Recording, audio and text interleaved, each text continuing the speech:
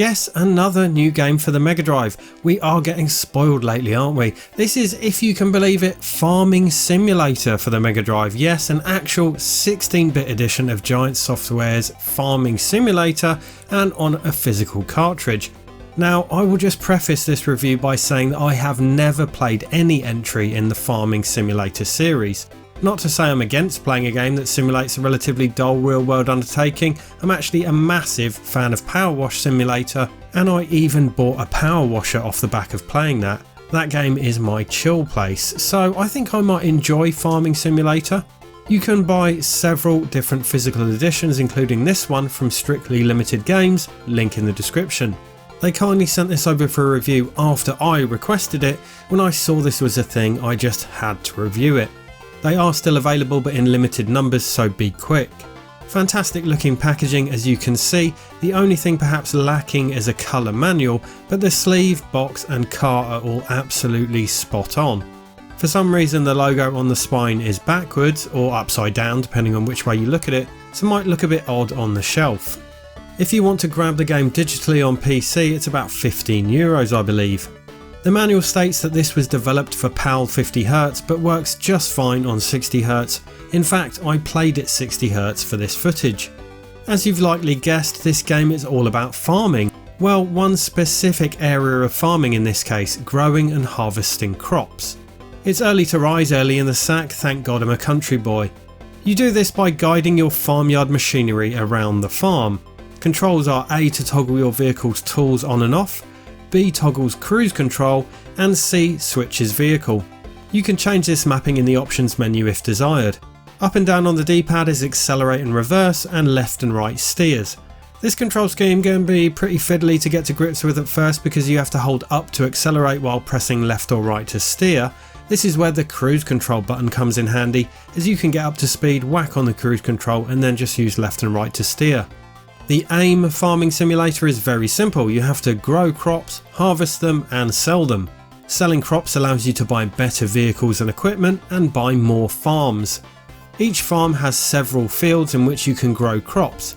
There's only one crop type and I don't think it's specified what it is. It looks like wheat.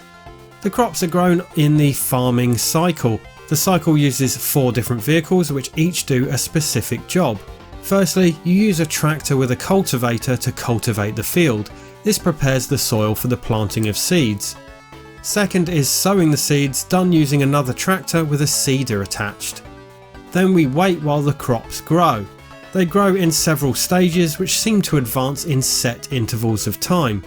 The final stage is this yellow wheat, which means it's ready to harvest.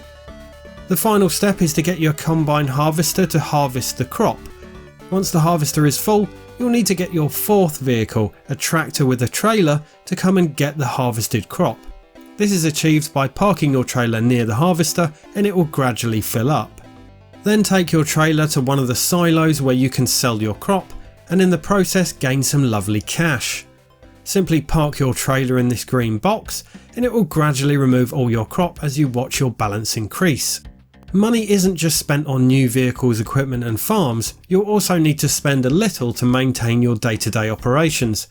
Fuel is one. You'll need to head to these petrol stations, or gas stations as they're called in the game being North American. Again, just park your vehicle in the green box and it will be refueled. You'll get a fuel warning when a vehicle's fuel reaches 10%. Refueling doesn't cost much, and actually if you do run out of fuel then your only penalty is a very slow moving vehicle, it won't get stranded.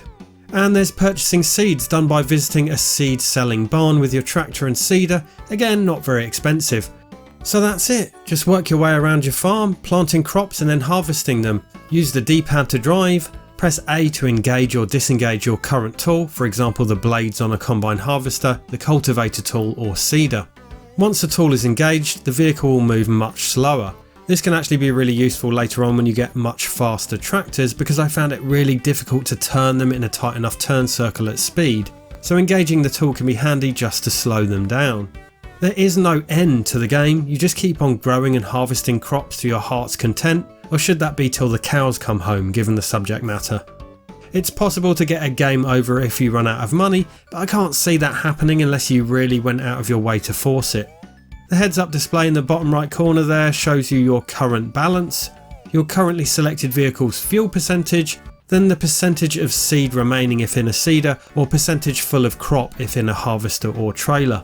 Then the speed in kilometers per hour. You'll see a white circle here if your tool is engaged, and the initial CC if your cruise control is on. Pressing start brings up a menu. Here you can access the shop where you can buy new vehicles.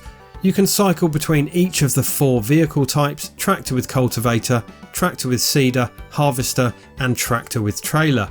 And these are real world licensed tractor brands like John Deere. Each type has several combinations from which to choose, i.e. different tractors and different tools. Vehicles with better stats will cost more money, but will allow you to harvest your crops quicker and more efficiently. Better tractors will have increased speed, increased fuel, seed and crop capacity, and harvesters will have wider blades. Next on the menu is your garage, where you can view, swap out and even sell your vehicles. Map Overview is a top-down map of the current map. There are 3 maps in total, or in other words 3 farms.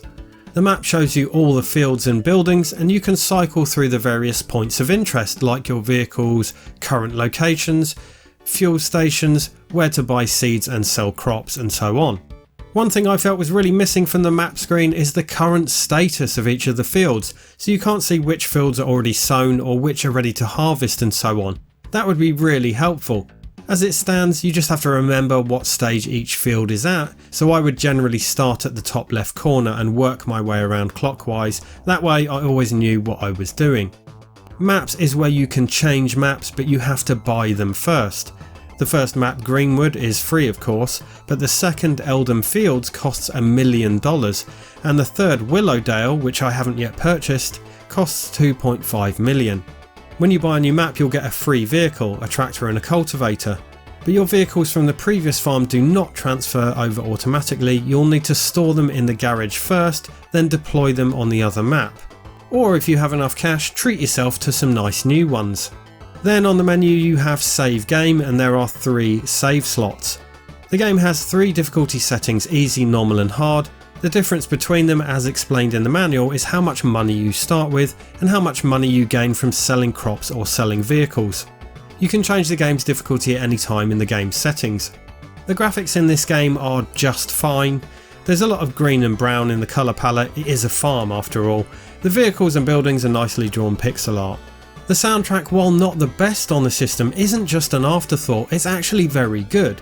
It's a proper chiptune soundtrack, and composed by legendary video game composer Chris Hulsbeck no less. He composed one of my all-time favourite soundtracks, Turrican 2 on the Amiga, so they have not scrimped on the music for this game. The chiptune country music is hilarious in a good way, and it's even a bit funky in places a la Toe Jam and Earl. Considering I was expecting very little and what was delivered was a Chris Hulsbeck composed soundtrack, I am very impressed indeed with the music. Unfortunately, in game you can only have either music or sound effects, but not both. I played with the sound effects on, which are very basic but strangely realistic, like it actually sounds like a tractor engine.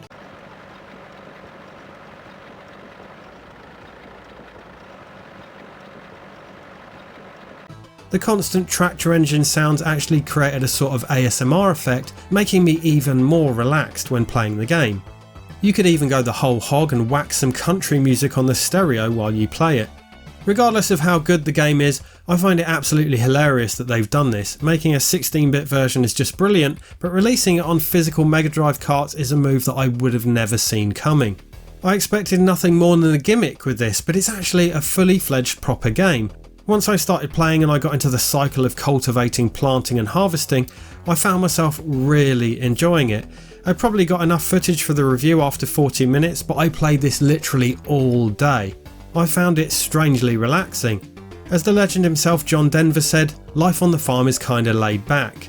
Yes, it's very basic, but I'm going to get quite a few hours of play out of this, and I will probably find myself going back to it to relax. Maybe pop a film on one of the CRTs in the game room and harvest some crops on another.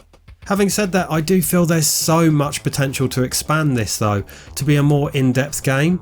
I would absolutely love it if they developed a sequel to this with added features, like maybe additional crops to grow, maybe some other mechanics added in, like having animals or other farm life stuff, I don't know.